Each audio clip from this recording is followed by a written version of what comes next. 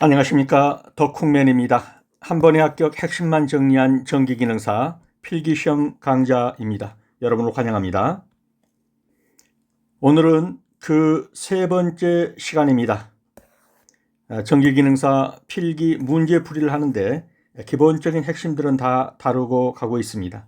그럼 문제로 들어가 보도록 하겠습니다. 문제 1번입니다.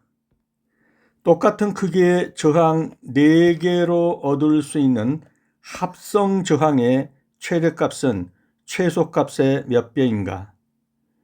일단 저항 4개가 있는 최대값을 얻을 수 있는 경우하고 최소값을 얻을 수 있는 경우를 보면 저항이 최대값으로 나오는 경우는 뭡니까?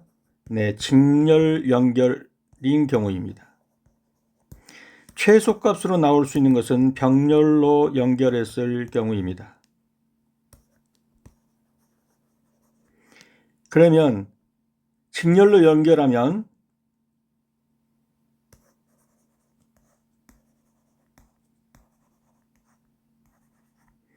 이렇게 해서 R,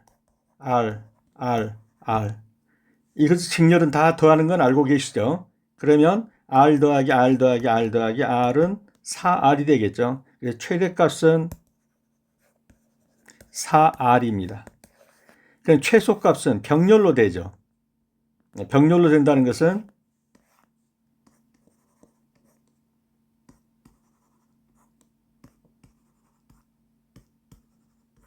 이렇게 병렬로 되는데 R이 저항값인데 하나, 둘, 셋, 4개 길로 나가니까 전체의 그 저항은 얼마가 되겠습니까? 그렇죠. 4분의 R이 되는 거죠. 저항값이.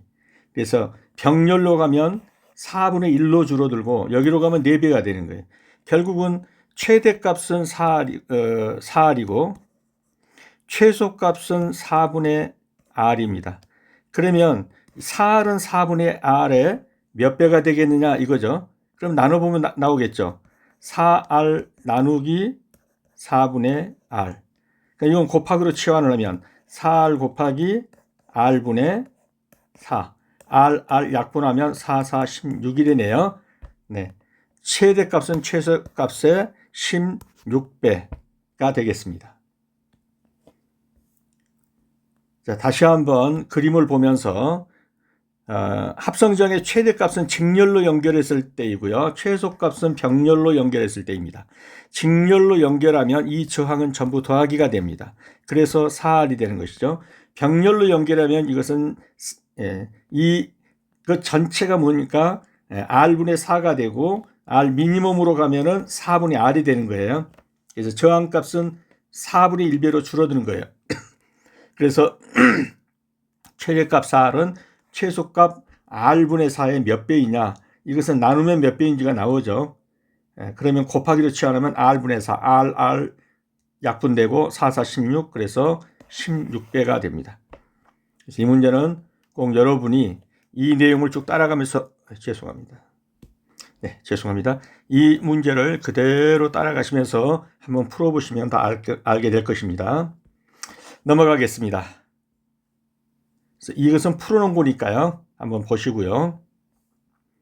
자, 정답은 16배입니다. 다음 문제 2번입니다. 한 대의 출력이 100kVA인 단상 변압기 2대로 V 결선하여 삼상 전력을 공급할 수 있는 최대 전력은 몇 kVA인가? 이 문제는 어떤 것을 알아야만 풀 수 있냐면요. 변압기 2대를 V 결선한 경우 그 용량의 몇 프로를 사용할 수 있느냐 하는 것을 알아야 돼요. 이 프로테이지가 얼마냐면은 86.6%를 사용할 수 있어요. 한 대를 사용하면 100%가 그대로 나오는데 두 대를 연결한다. V 결선을 연결하면 86.6%다. 그래서 이제 푸는 과정을 보면 P, 그러니까 전력이죠. 전력량은 100kVA의 두 대니까 200kVA의 볼트 암페어가 되겠죠. 그러면 200kV 암페어에다가 곱하기 몇 프로를 쓸 수 있다고 그랬어요? 86.6%니까 0.866을 쓸 수 있다는 거죠. 이것을 한번 전자계산기를 두드려 보시면은 이게 얼마가 나오냐면 아마 173.2kV 암페어가 나올 거예요. 이것을 다시 전자계산기를 두드려 보면 얼마가 나오냐면은 100루트3이 나올 겁니다. 그래서 이것을 173.2kV 암페어라고 외우기는 쉽지 않고 답은 100루트3으로 나올 거예요. 그래서 문제껏 나오면 이 문제는 그냥 정답이 100루트3으로 나옵니다. 그래서 이러한 과정을 거쳐서 풀어보셔도 좋고 그냥 눈두장 자꾸 찍다 보니까 답이 보였다. 100루트3이다. 뭐 이렇게 하셔도 좋을 것 같습니다. 그래서 이 문제에서는 삼상 변압기 결선에서 사용 가능한 용량 비율 요건데요. 변압기 한 대를 사용하면 기준 용량의 100%가 나오지만 두 대를 부결선 즉 오픈 델타로 하면 86.6%가 나옵니다. 두 대의 용량이 86.6%가 나오니까 아까 뭐라고 그랬어요? 이 문제에다가 대입을 해서 보면은 한 대의 출력이 100kVA이고 그러면 두 대니까 200kVA인데 여기서 곱하기 0.866을 하니까 얼마가 나오나? 결국은 이 계산이 100루트3이 나온다는 얘기예요. 답은 100루트3입니다. 이걸 전자계산기로 두드려 보시고 루트로 환산하면 이렇게 나올 겁니다. 그래서 두 대 곱하기 100kVA 그리고 0.866 그럼 173.2가 나오죠. 173.2가 뭐냐면은 이게 100루트3과 똑같은 거예요. 그래서 100루트3kVA가 나옵니다. 그래서 정답은 100루트3이 되겠습니다. 자, 이 문제가 이렇게 나오고 이렇게 주어지면 난 잘 못 풀겠다. 그래도 답만 맞추면 됩니다. 100루트3이구나. 3번입니다. 삼상전원에서 이상전원을 얻기 위한 변압기 결선 방법은? 이 문제는 답만 찍고 외우고 가시는 걸로 하겠습니다. 스코트 결선입니다. 삼상전원에서 이상전원으로 뽑는 겁니다. 쉽게 말하면 공장에서 직원들 주려고 전기밥솥 쓴다. 이렇게 보시면 될 거예요. 공장 들어온 것은 삼상전압이 들어오겠죠. 근데 전기밥솥은 이상이란 말이에요. 이상전원. 이렇게 얻을 때 쓰는 변압기 결선이 뭐냐면 스코트 결선이다. 이렇게 보시면 되겠습니다. 그래서 삼상전원에서 이상전원을 얻기 위한 변압기 결선 방법은 스코트 결선을 한다. 다음 문제 4번입니다. 60Hz 이국유도 전동기의 슬립이 10%일 때 매분 회전수는 얼마인가? 자, 이 문제도 풀려면 전에도 비슷한 걸 풀어봤죠. 공식 두 개가 들어갑니다. 하나는 뭡니까? NS, 즉 동기속도 구하는 거죠. NS는 P분의 120F. P는 극수고 F는 헤르츠죠. 그러면 동기속도가 나옵니다.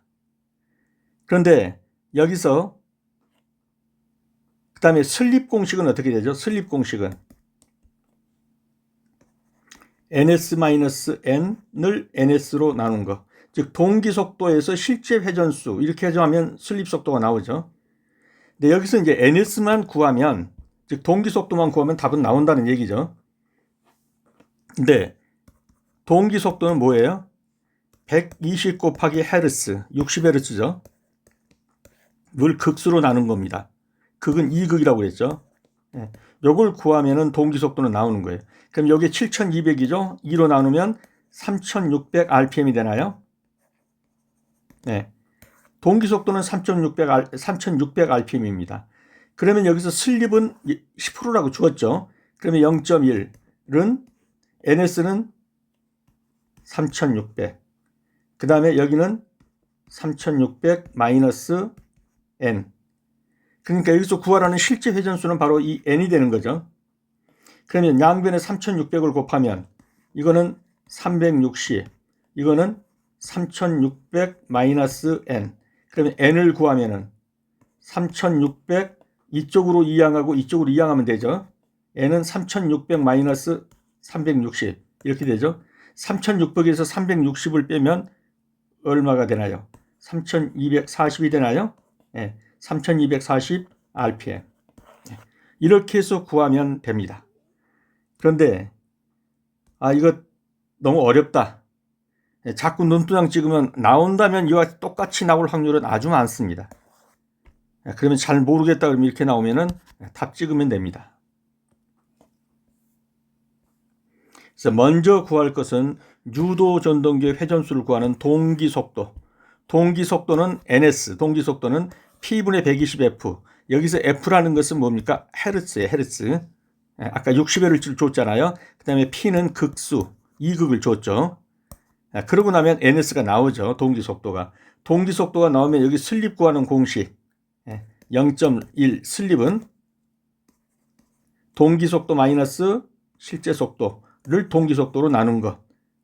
그래서 여기서 이게 3600이 나왔으니까 0.1은 3600 마이너스 실제 속도에 3600으로 나누면 양변을 3600으로 곱하면 이거 없어지고 여기는 360이 되죠. 그러면 3600 마이너스 n이니까 n을 이쪽으로 이항하고 360을 이쪽으로 이항하면 3600 마이너스 360이 되죠. 그렇게 해서 3240 RPM이 나온다. 그래서 이 식을 그대로 따라가시면서 한 번씩 풀어보시기 바랍니다. 그리고 나는 그거 도저히 모르겠다. 근데 자주 보니까 그냥 답은 보인다. 3240으로. 그러면 답을 찍으시면 됩니다. 5번입니다. 일반적으로 절연체를 서로 마찰시키면은 이들 물체에서는 전기가 일어납니다. 예를 들면 책받침으로 머리를 자꾸 눌렀더니 머리가 책받침에 자석이 생겨갖고 머리가 막 이렇게 들고 일어나죠. 문지르면 전기가 생기는 이 같은 현상을 무엇이라고 하느냐? 대전이죠. 그래서 대전은 절연체를 서로 마찰하면 전자가 이동해서 물체가 전기를 띠게 됩니다. 이러한 현상을 대전, 요 대자가 어떤 현상, 전기가 일어나는 현상 또는 어떤 영역 뭐 이런 말로 쓰이는 거죠. 그래서 문질렀더니 전기가 일어나는 현상, 이걸 대전이라고 합니다. 나머지는 전부 여기에 조그맣게 해설을 달았으니까 한번 다 읽어보시기 바랍니다.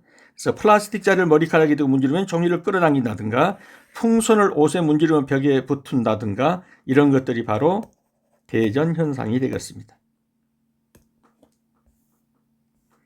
6번입니다. 직류 전동기의 속도 제어에서 자속을 2배로 하면 회전수는 어떻게 되겠는가? 직류 전동기에서 자속과 회전수를 n이라고 하면 뭐에 비례하죠? 자속분의 1. 그러니까 자속과 회전수는 반비례합니다. 자속이란 건 자기의 자석의 힘이죠. 자기의 자석의 힘이 클수록 어떻습니까? 속도는 느려진다 이 말이에요. 왜냐하면 그것이 저항값을 불러오기 때문이에요. 그러니까 여기서 2배로 됐다. 근데 반비례한다 그러면 뭐예요? 2분의 1배로 줄어든다 이 말이죠. 그래서 전동기 속도제에서 자속을 이 파이를 2배로 늘렸어요. 그럼 2파이잖아요. 그러면 뭐가 됐어요? n은 2분의 1이 되겠죠. 그래서 2분의 1배로 줄어든다. 직류전동기의 회전수 n은 자속 파이에 반비례합니다. 그래서 n은 파이분의 1에 비례한다. n이 파이분의 1에 비례한다. 이 말은 바로 뭡니까? n은 파이에 반비례한다 이 말이에요. 자속에 반비례한다는 말을 이렇게 쓰는 것이죠. 자속을 2배로 하면 이게 2파이가 되니까 2분의 1n이 되죠. 그래서 2분의 1로 줄어든다는 겁니다. 이제 오래전에 배웠을 때 잘 모르겠다 할지라도 기억을 상기하면서 중고등학교 때 배웠던 이러한 수학의 기초 공식들을 한번 보면서 더 익히시기 바랍니다. 그래서 직류전동기의 속도 저에서 자속을 2배로 하면 어떻게 된다? 속도는 2분의 1배로 줄어듭니다. 애자 사용 공사에 사용하는 애자가 갖춰야 할 성질과 가장 거리가 먼 것은, 애자는 절연성이 있어야죠. 불에 잘 타지 않는 난연성이 있어야 합니다. 물에서 잘 견디는 내수성도 있어야 합니다. 애자가 흐느적거리면 안 되죠. 전선을 붙들어 매는 건데 곱고 딱딱해야 돼요. 유연성, 이건 틀린 것이죠. 그래서 애자는 보통 단단하고 강하고 이렇게 잘 변형되지 않고 거기다 묶어두는 거지 않습니까? 전선줄을. 그래서 애자가 유연성, 이건 틀린 것입니다. 나머지는 전부 맞는 표현이고요. 한번 읽어보시기 바랍니다.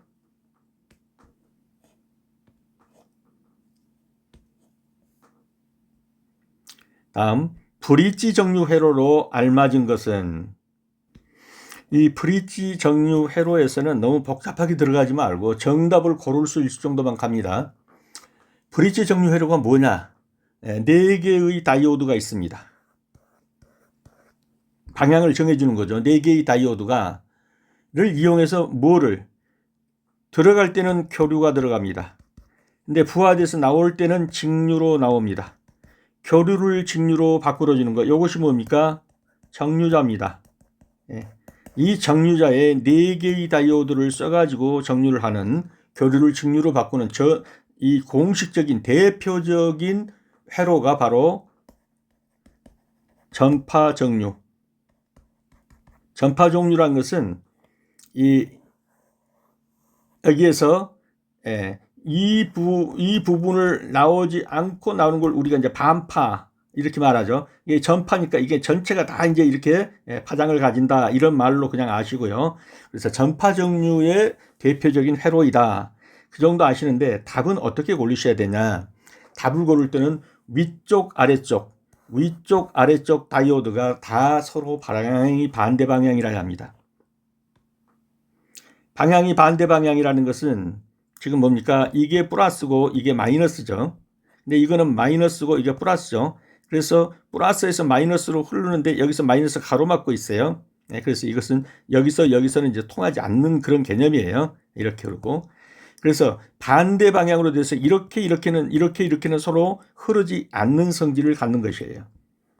그래서 왜 이렇게 되냐는 뭐 그것까지 알려면 너무 힘들어서 더 헷갈려 버려요. 여기서 알 수 있는 것은 2개의 다이오드는 서로 반대 방향이라야 한다. 요 정도만 알면 이 문제에서는 답은 고를 수가 있어요. 그래서 1번, 2번 지문을 바꾼다 할지라도 플러스 방향이 이렇게 가고 이렇게 가고 이렇게 가고 이렇게 가고, 그래서 서로 반대 방향으로 가고 있다는 게 보이죠. 그래서 2개의 다이오드가, 위아래 다이오드가 서로 반대 방향으로 가는 거. 그러면 여기서 다른 것들을 봐보세요. 요거는 반대로 가는데 요건 같은 방향으로 가잖아요. 요것은 같은 방향으로 가고 요건 반대로 가고, 이거 둘 다 같은 방향으로 가고, 그러니까 아니다라는 거예요. 둘 다 반대 방향으로 가는 거, 이걸 고르시면 돼요. 이게 브릿지 정류 회로입니다. 이렇게 돼야만 여기서 나가는 것이 직류로서 나가게 돼 있어요. 교류가. 그래서 여기서는 이걸 보고 판별하는 이것만 알아두시고 가는 걸로 하겠습니다. 그래서 브릿지 정류 회로에서는 위쪽 다이오드든 아래쪽 다이오드든 서로 반대 방향이라야 합니다. 이 다이오드 4개를 이용해서 교류를 직류로 바꾸는 대표적인 전파 정류 회로가 바로 브릿지 정류 회로가 되겠습니다. 그래서 브릿지 정류 회로로 알맞은 것은, 그러면 위에든 밑에든 둘 다 방향이 반대로 가는 것. 근데 이것은 여기는 반대로 가는데 이 둘이 일치하죠. 같은 방향으로 가서. 그래서 안 되는 거고. 여기 같은 방향으로 가니까 안 되는 거고. 이건 둘 다 같은 방향으로 가니까 안 되는 거고. 서로 다른 방향으로 가는 이것을 고르시면 되겠습니다. 문제 9번입니다. 200V 60W 전등 10개를 20시간 사용하였다면 사용 전력량은 몇 kWh인가? 이건 뭐 암산으로 풀어도 할 수는 있죠. 60W 6개면 600W인데 20시간 썼으니까 6, 22, 12,000W인가요? 그러면 이걸 1000으로 나오면 kW가 나오죠. 그러면 12kWh. 암산을 해도 나오긴 나오죠. 좀 더 정교하게 보면 전력량은 PT입니다. 여기서 P는 소비 전력이에요. 이 소비 전력은 60W 10개니까 600W. 요게 소비 전력이고 T는 시간이죠. 20시간. 그러니까 12,000W. 요게 2가 되겠죠. 12,000W니까 12kW가 되는 거죠. 그리고 이제 H가 붙는 건 시간으로 계산해서 12kW 이 말이죠. 그래서 3번이 정답이 되겠습니다. 그래서 전력량 2는 PT인데 600W 곱하기 20시간 하니까 12,000W.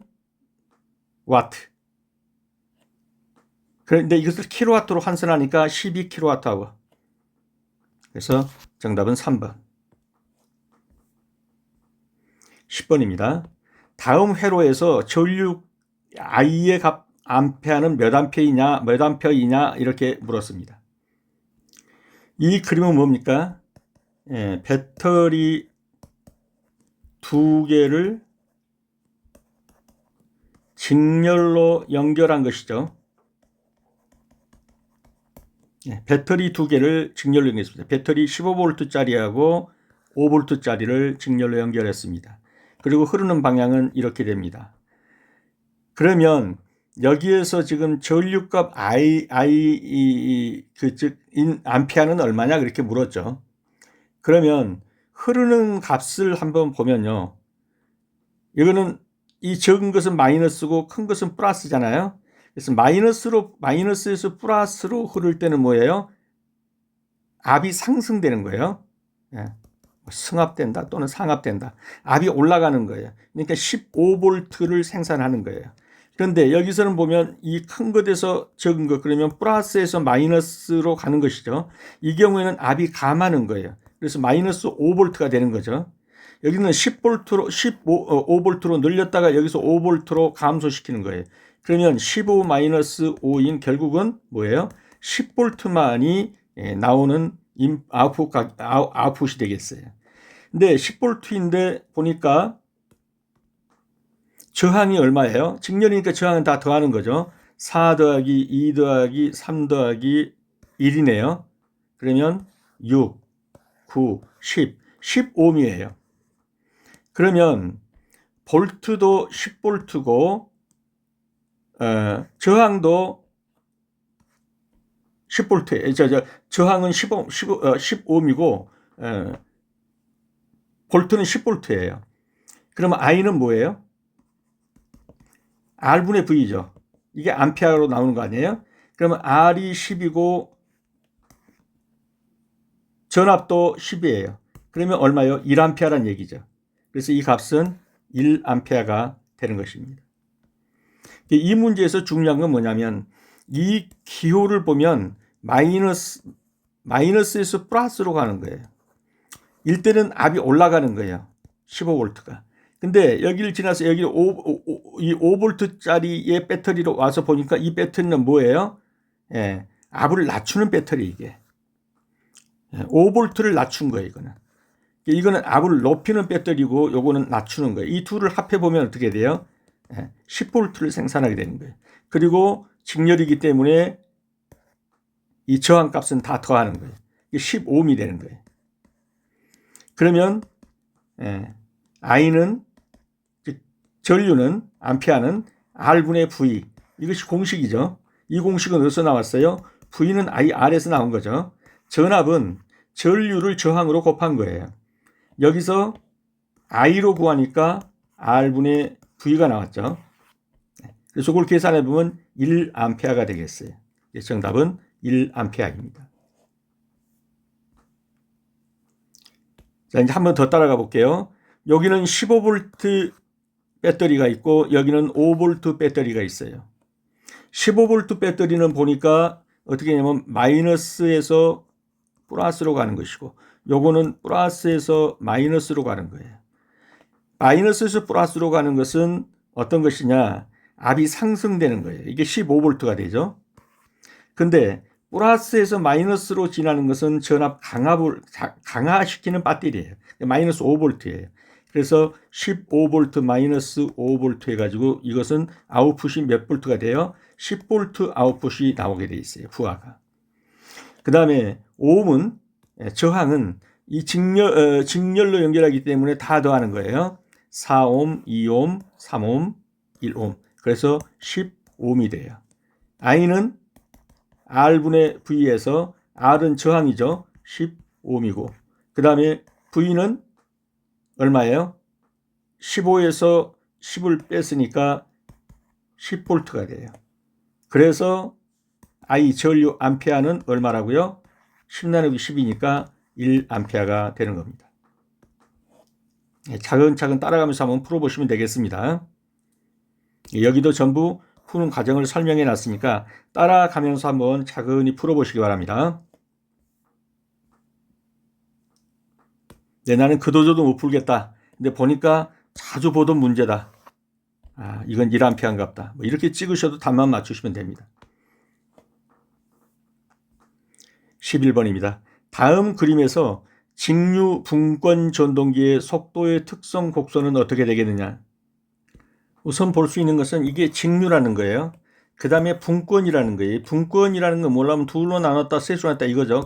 쉽게 말하면 병렬이라는 얘기예요. 직렬인데 전동기 안에 들어가니까 코일을 병렬로 감았다 이 말이에요. 이 특성이 뭐냐 이거죠. 자, 이렇게 된 것의 특색이 뭐냐면 속도 변화가 거의 없다 라는 게 큰 특색이에요. 속도 변화가 아예 없다가 아니라 거의 없다.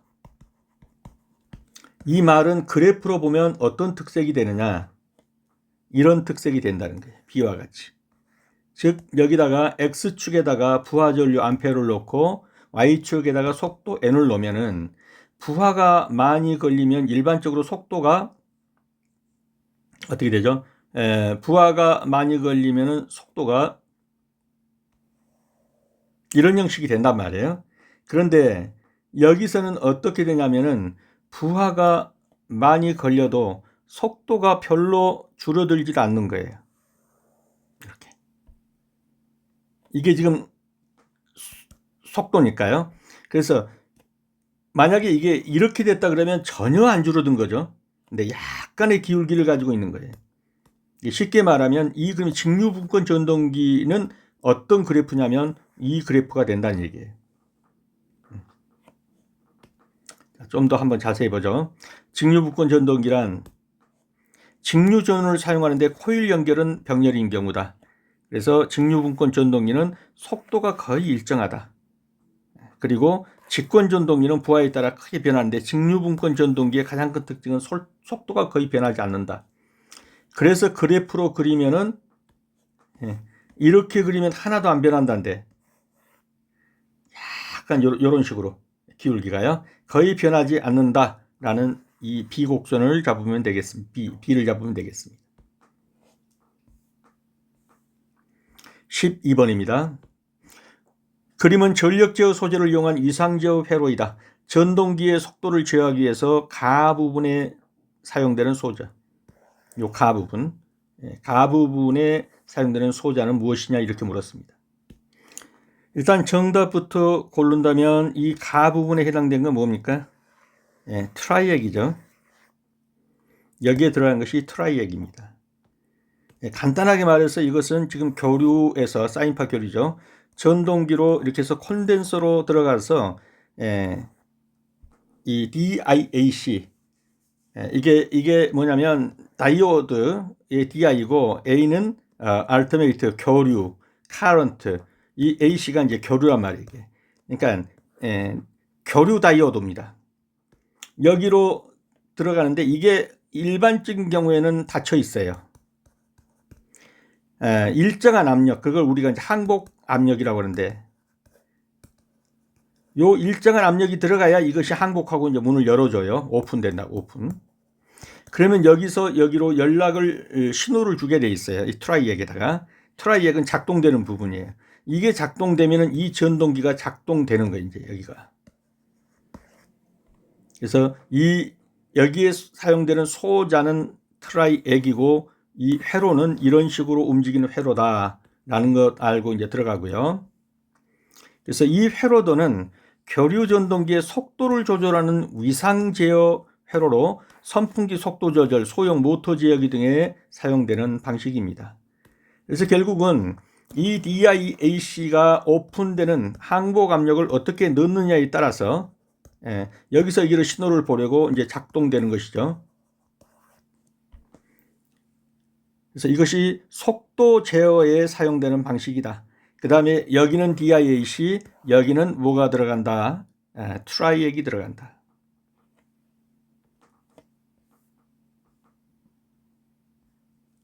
그래서 이대로 한번 따라가 보세요. 교류 전원이 들어갑니다. 사인파에 교류 전원이 들어가서 RC 충전으로 가가지고 이 C1은 이 콘덴서입니다. 이 콘덴서의 이완가 가변 저항이죠. 이게 이 이완과 이 콘덴서의 작용에 의해서 여기에 이제 전압이 축적된단 말이에요. 그래서 어느 정도 축적돼서 이쪽을 밀다 보면은 여기서 이제 항복 전압에 걸리게 된다고 했죠. 오픈 전압에 걸린단 말이에요. 그러면 이제 이 오픈돼 가지고 이쪽으로 전류를 보내는 거예요. 트라이액에다가. 그러면 이제 작동이 되도록 되는 거예요. 결국은 여기에서의 설정을 어떻게 하냐 해서 속도를 제어할 수가 있게 되는 거예요. 속도 제어. 이 부분은 그대로 따라가시면서 한번 읽어보시면 지금 제가 말씀드린 내용이니까 이해가 되실 겁니다. 그래서 여기서 묻고 있는 것은 뭐 회로도 자체를 묻는다기보다 여기 들어가는 소자가 무엇이냐 이걸 물었습니다. 이게 트라이액입니다.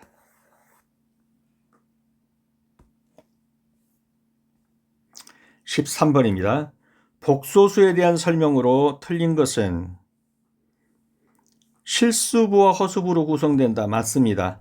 허수부를 제거하면 음수가 맞습니다.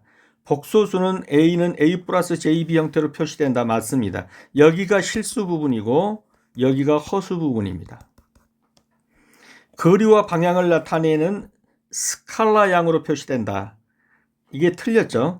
어디가 틀렸나요? 스칼라 양이 아니라 벡터의 양으로 측정됩니다. 스칼라 양은 뭐냐면 단순한 양만을 표시하는 거예요. 양.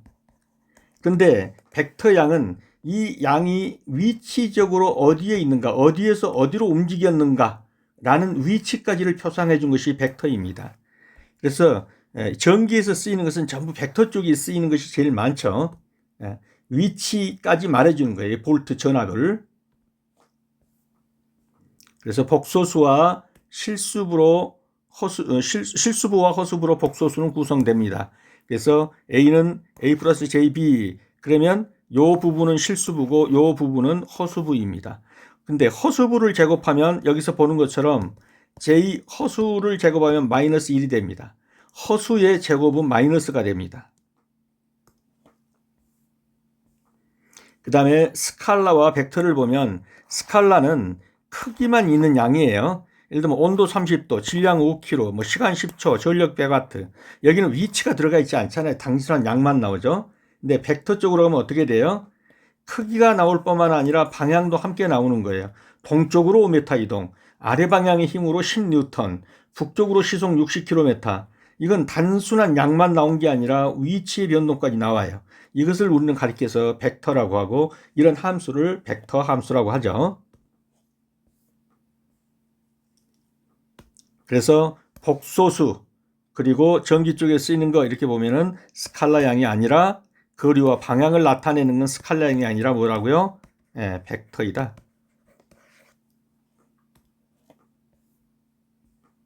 14번입니다. 3kV 배전 솔로의 전압을 6kV로 승합해 가지고 손실률은 동일하다. 그럴 때 송전 전력은 승합 전력의 이렇게 고쳐주세요. 몇 배가 되는가? 이 문제는 전력이 일정 조건 하에서, 그러니까 여기서 말하는 것처럼 동일한 손실률, 요게 일정 조건, 만약에 일정 조건이라면, 조건이 동일하다면 전력은 뭐에? V제곱에 비례한다. 이 공식의 기초에서 합니다. 그래서 여기서 V라는 건 뭐예요? 전압이죠. 근데 여기서 전압이 3kV에서 6kV로 늘었다는 건 2배로 늘었다는 거잖아요. 그러면 P, 전력은 어떻게 될까? P는 비례하죠. 요게 2배로 늘었습니다. 그러면 2의 제곱이니까 어떻게 되는 거예요? 4배가 되는 거죠. 그래서 전력은 4배로 증가한다. 전압이 2배 증가하면 전력은 4배로 증가한다. 그 말이겠죠. 한번 더 보면요. 3kV 배전 선로의 전압을 6kV로 승합을 했습니다. 동일한 손실률이다. 그러면 송전 전력은 어떻게 되겠느냐? 그래서 전력은 V제곱에 비례한다. 그래서 전압이 2배니까 2의 제곱이니까 4다. 그래서 전압이 2배 승합할 때 전력은 4배로 증가하게 된다. 그러면 만약에 전압이 3배라면 전력은 9배로 증가하게 되겠죠. 3의 제곱이니까. 여기서는 2배니까 4배가 되겠습니다. 15번입니다.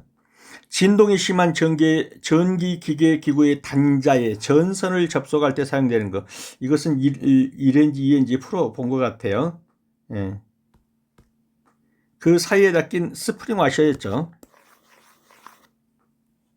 스프링 와셔를 넣고 조이게 되면 그 와셔가 약간 위로 올라탄 S형으로 되어 있어가지고 누르잖아요. 그러면 이 흔들리는 기계 기구 등에서 쫙 조여줍니다. 이럴 때 쓰는 것을 가리켜서 스프링 와셔라고 합니다.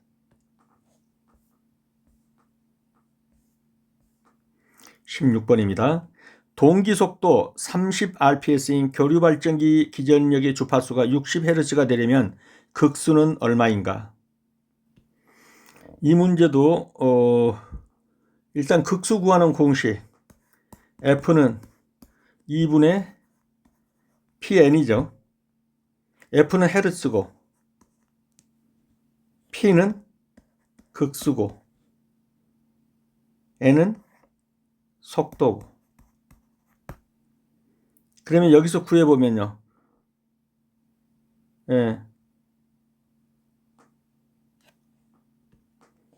구하라는 게 뭐였죠?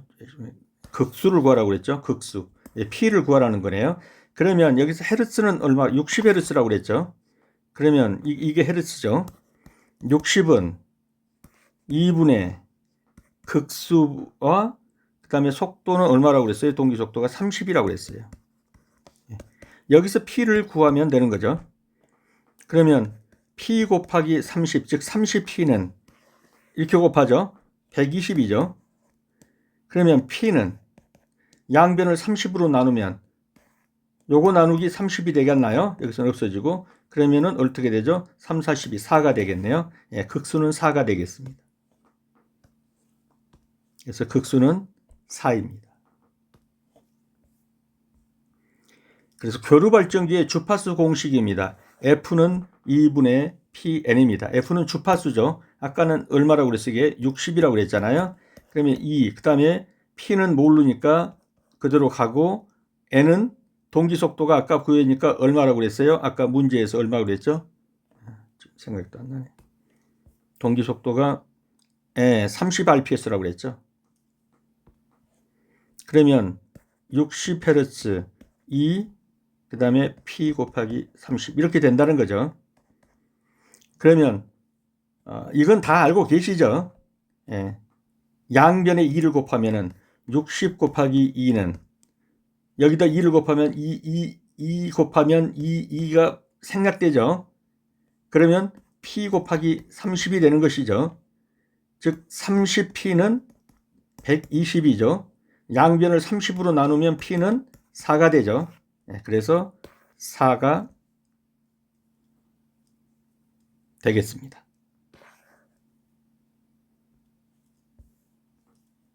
그래서 정답은 4가 되겠습니다. 17번입니다. 영구자석 또는 전자석 끝부분에 설치한 자성재료, 전기자에 대응하여 계좌 자석을 공극에 적당히 분포한다. 이것을 무엇이라고 하느냐? 정답부터 찍으면 뭐죠? 자극편이죠. 그 자석의 끝에 들어있는 편, 그 철편인 거예요. 이것을 가리켜 자극편이라고 합니다. 그림으로 한번 보죠. 자극편. 요 자석이 이렇게 있죠. 요 끝부분에 있는 거. 이게 자극편입니다. 이게 뭡니까? 영구자석 또는 전자석의 끝부분에 설치된 자성 재료로서 자석을 공극, 이 N극과 S극 사이에 이게 지금 공극이란 말이에요. 이 공극에 널리 분포를 해가지고 자기를 일으키는 거예요. 요걸 가리켜서 우리는 뭐라고 그런다는 거죠? 자극편이다. 자극편이다.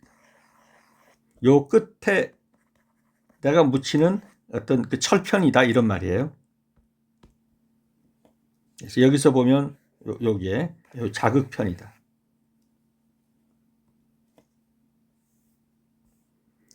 그래서 영구자석 또는 전사 끝부분에 붙는 철편, 자석이 공극에 균일하게 퍼지도록 하는 것이다. 자기장의 분포를 고르게 만드는 역할을 하는 것입니다. 이걸 가리켜서 자석의 맨 끝에 극에다가 붙인다.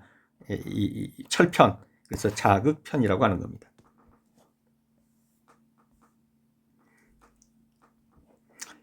18번입니다. 전선 접속 시 사용되는 슬리브의 종류가 아닌 것은? 정답부터 찍으면 E에서 P형이 있죠. D형은 없습니다. 그래서 정답은 3번입니다. 그러면 접속용 슬리브에서 어떤 형이 있는지를 한번 보죠. E형 슬리브, 그 다음에 S형 슬리브, P형 슬리브가 있어요. E형이라고 그래갖고 뭐 E자처럼 생긴 게 아니고 엔드 슬리브 끝부분에 이렇게 슬리브를 달았다 해서 엔드 슬리브라고 그래요. 그래서 여기다 볼트를 끼우고 이걸 조이게 되면 꽉 물리게 되겠죠. 이런 식으로 접속을 시킨다는 거예요. 이 끝부분에 있다 그래갖고 엔드, 이 슬리브는 이음새라는 거죠. 끝부분이 이어진다. 그래서 엔드 슬리브입니다. 그 다음에 S형 슬리브는 스트레이트 슬리브, 이렇게 스트레이트 직선이란 말이에요. 스트레이트가 이 S라는 말이에요. 스트레이트의 이니셜 요 S를 쓴 거예요. 그래서 이렇게 직선형으로 이렇게 이어주는 거, 요것을 S형 슬리브라고 하는 겁니다. 그 다음에 P형 슬리브, 이 P자는 뭐예요? 패러렐. 이 패러렐 P는 뭐예요? 이게 교류 또는 이렇게 나눠주다 이런 말이죠. 여기서 이렇게 가는데 여기를 하나를 분기를 나눠줬다. 이래가지고 이것을 분기, 패러렐, 병렬, 형 연결, 패러렐이 병렬이라고도 말하고 분기라고도 말하는 거죠. 그래서 이것이 P자같이 생긴 게 아니라 병렬형으로 나눠졌다 해서 영어의 이니셜, 패러렐을 따가지고 P형이라고 하는 겁니다. 그래서 뭐가 있어요? E형, S형, P형이 있어요. 그리고 연결은 이런 식으로 된다는 거 눈도장 찍어 두시고요. 자, 그러면 전선 접속할 때 슬리브의 종류가 아닌 것은 그러면 눈에 들어왔죠. D형이라는 게 없죠. 19번입니다. 절연전선으로 가선된 배전선로에서 활선 상태, 지금 그 전봇줄에 매달려 있습니다. 선이. 이런 상태에서 피복을 벗기는데 이거 매우 곤란하죠, 작업이. 그런데도 이렇게 활선 상태에서 전선 피복을 벗기는 공구가 있다더라. 이 공구 이름이 뭐냐 그렇게 물어본 거예요. 잘라진 전선을 피복 벗기는 게 아니라 전선줄에 붙어있는 전선을 피복 벗기려고 하면 좀 곤란하겠죠. 이런 데 쓰는 공구의 이름을 뭐라고 하냐. 정답을 찍으면 그렇죠. 전선 P바퀴 또는 활선 살아있는 선 P바퀴. P는 껍질, 박리한다. 껍질 벗기는 기계다 이 말이에요. P바퀴라는 게. 생긴 것은 이렇게 생겼어요. 물리는 것은 이런 식으로 물려요. 그래서 활선을 벗기는 P바퀴가 되겠습니다. 그래서 전선 P바퀴 또는 활선 P바퀴입니다. 그럼 다른 것들도 한번 그 용도를 보면 데드엔드 커버라는 게 요렇게 그 보호하는 끝부분을 보호한 거예요. 이게 이 엔드 끝부분을 보호해 주는 거예요. 그다음에 애자 요렇게 애자를 보호해 주기 위해서 커버하는 거 애자 커버. 와이어통 요거 멀리 있는 전소줄 잡고 당기는 거. 전선을 잡아당길 때 여기다 놓고 이렇게 당기는 요게 와이어통이 되겠습니다. 그래서 이 그림으로 한번 눈도장 찍어 두시고요. 자, 그러면 활선을 베낀다. 뭐라고 그랬어요? 활선 P바퀴 또는 전선 P바퀴. P바퀴라는 게 껍질 P자에다가 이 박리시킨다 할 때에다가 기계, 껍질 베끼는 기계 이 말이에요. 이게 P복을 벗긴다 그러니까 P바퀴죠.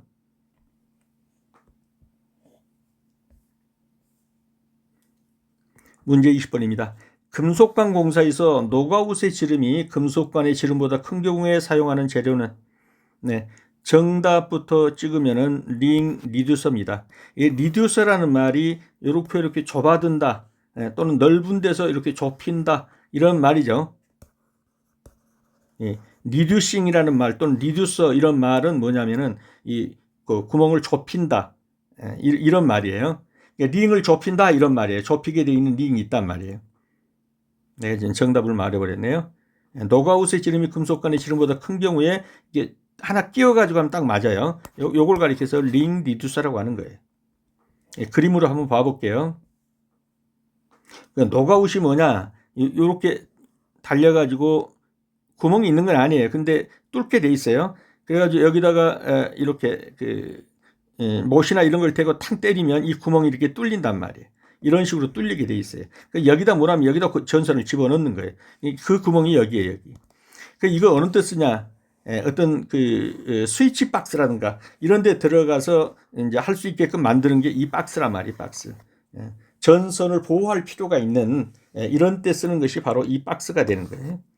이 박스에 들어갈 때 묻는 게 뭐예요? 이 구멍이, 이 홀 구멍이 요 전선이 들어가는 이것보다 더 클 때 여기다가 요 공국에다 박아주는 게 뭘까? 이거 물은 거예요. 뭐라고 그랬어요? 리듀싱이라고 그랬죠. 그래서 그것이 바로 링 리듀서예요. 이런 식으로 생겨가지고 넓히기도 하고 좁히기도 하면서 그 공국을 메꿔주는 거예요. 부싱은 이런 거예요. 피복 보호를 위해서 만들어 놓은 게 이게 부싱이에요. 그 다음에 커넥터는 이렇게 양쪽을 연결하는 것이에요. 로크너트는 금속관을 박스 등에 견고하게 고정하기 위해서 사용하는 것이 이 로크너트예요. 이렇게 잠궈버린 거죠. 너트로 해가지고. 그래서 여기서 지금 답은 링 리듀서예요. 그러면 그림하고 다시 한번 이제 이걸 보시면 이렇게 놓고 한번 이제 봐보세요. 요 링 리듀서가 요 구멍이 너무 커서 여기다 이렇게 박아준단 말이에요. 이걸. 그리고 이 때로는 전선관을 이렇게 해서 연결시키는 거예요. 그럼 이 구멍이 딱 맞겠죠. 요 링 리듀서가 들어가 큰 구멍을 막아주니까.